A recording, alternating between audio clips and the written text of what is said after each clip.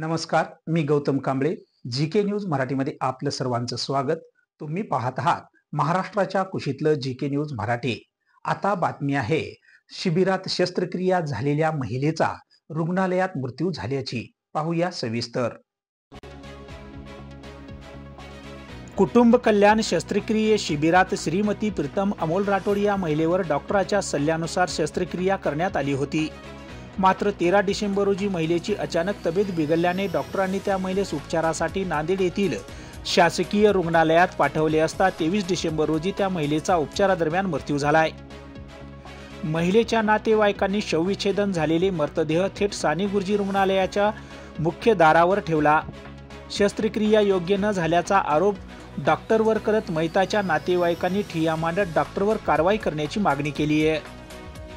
नांदेडच्या किनवट तालुक्यातील बोदडी येथील प्राथमिक आरोग्य केंद्र येथे 29 नोव्हेंबर रोजी कुटुंब कल्याण शस्त्रक्रिया शिबिर पार पडली असता यामध्ये श्रीमती प्रीतम अमोल राठोड यांच्या कुटुंबियांनी शस्त्रक्रिया करण्याचा निर्णय घेतला. कुटुंब कल्याण शस्त्रक्रिये शिबिरात डॉक्टराच्या सल्ल्यानुसार प्रीतम राठोड या महिलेवर शस्त्रक्रिया करण्यात आली.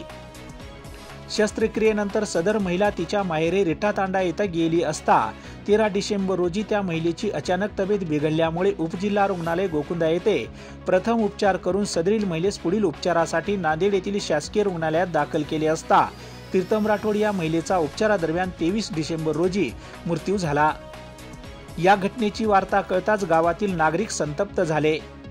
नांदेड येथून सदर महिलेचे शवविच्छेदन करून किनवटला पाठवले असता मयत महिलेच्या नातेवाईकांनी व गावकऱ्यांनी मृतदेह थेट किनवट येथील साने गुरुजी रुग्णालयाच्या मुख्य दारावर ठेवून संबंधित शस्त्रक्रिया करणाऱ्या डॉक्टरांना अटक करून तात्काळ गुन्हा दाखल करावा अशी भूमिका घेत दवाखान्यासमोर ठिय्या मांडला होता.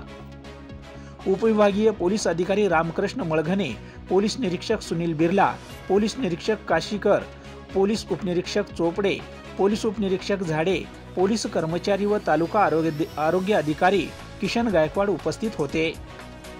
या प्रकरणी किनवट पोलिसात आकस्मिक मृत्यूची नोंद करण्यात आली असून शवविच्छेदनाच्या रिपोर्टनुसार गुन्हा दाखल करण्यात येईल असे पोलिसांनी सांगितले.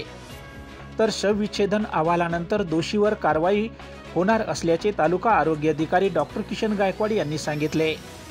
Bureau report, GK news, Kinwat, Nanded.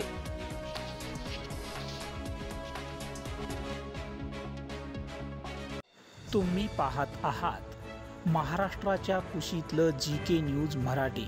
सात जनतेची, भूमी महाराष्ट्राची.